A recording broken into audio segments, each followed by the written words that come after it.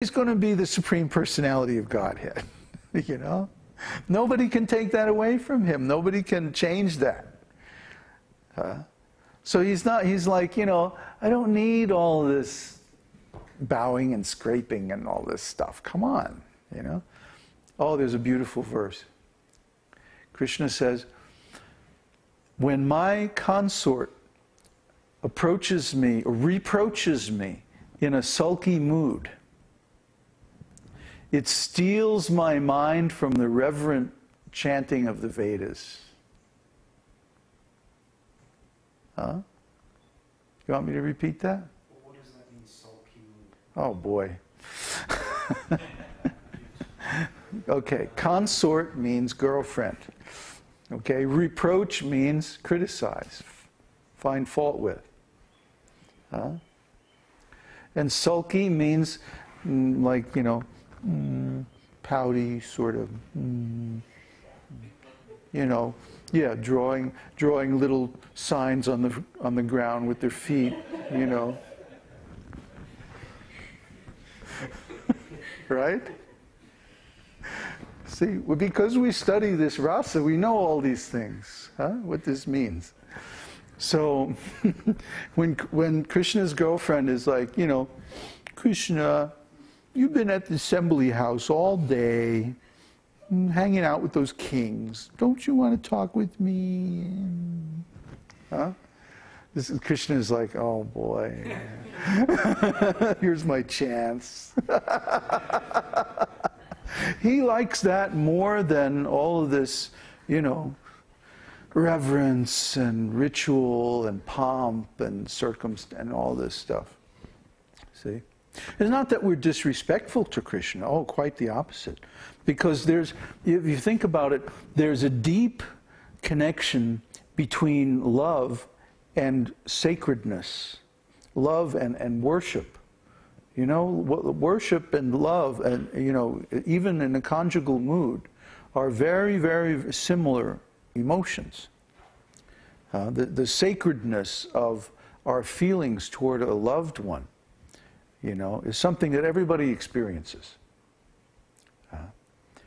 So if we really love someone, if we really love Krishna, then we don't require to go overboard to express all of this like awe and reverence stuff.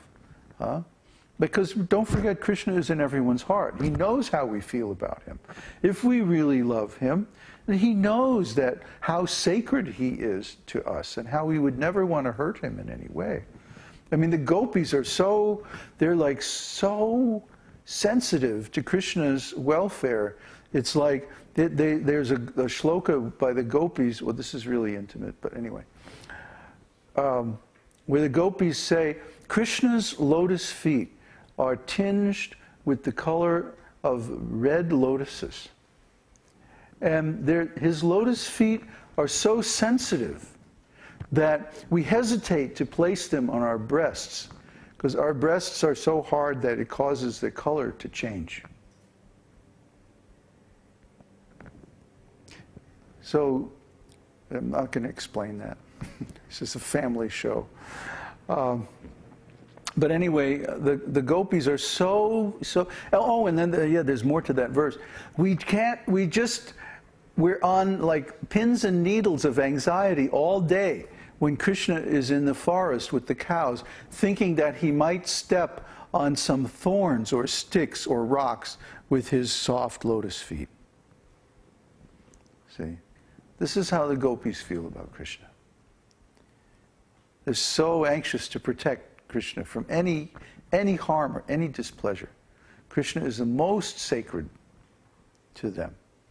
Yet, when Krishna plays his flute on the night of the rasa dance, and all the gopis go out in the woods and meet him there,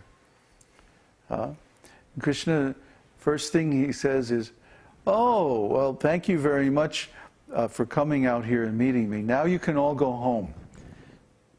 Because actually, you know, young girls have no business being out in the forest in the middle of the night. So you better go home and take shelter of your families and like that, you know, so you won't be exploited by any young rascals.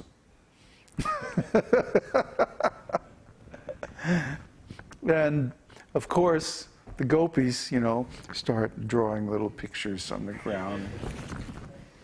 Krishna, and they chastise Krishna. They say, it's like, Krishna, come on, get real, You and I, we all grew up together here.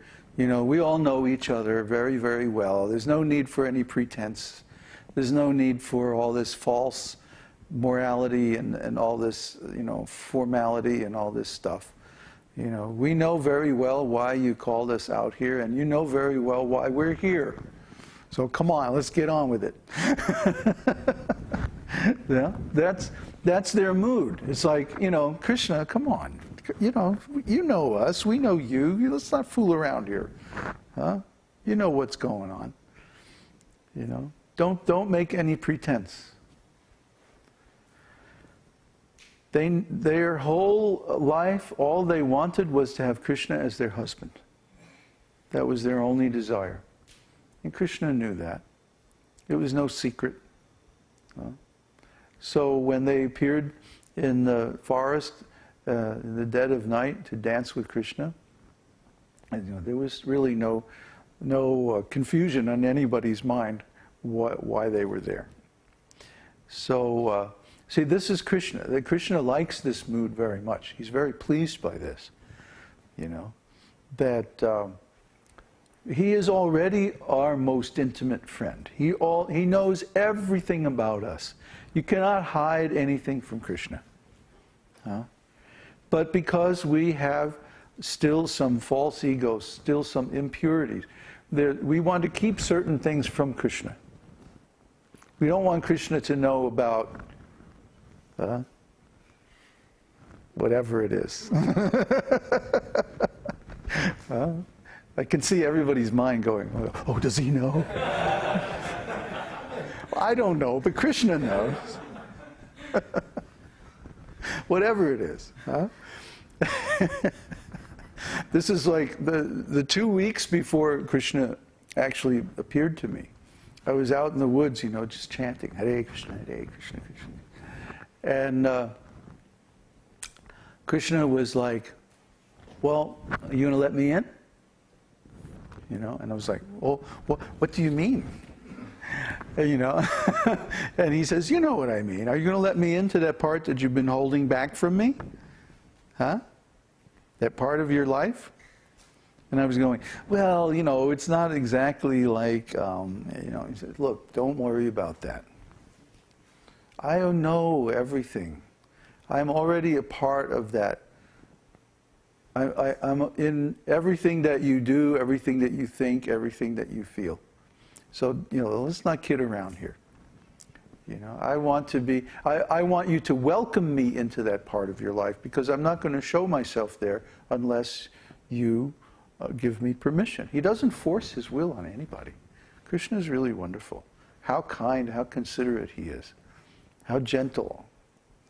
You have to get to know Krishna. Krishna is very, very, he doesn't put anybody into anxiety. He's very, very kind. So if we want to keep a piece of ourselves, a part of our lives, separate from Krishna, he'll respect that. But we won't get prema. Because for prema, Krishna wants us to surrender completely. Surrender everything. Let him into all parts of our life. Let down all the barriers, all the walls, and just welcome him completely. That's what Krishna wants. But you can't do that if you have this idea of awe and reverence, that, oh, Krishna is so great, and I'm fallen, and blah.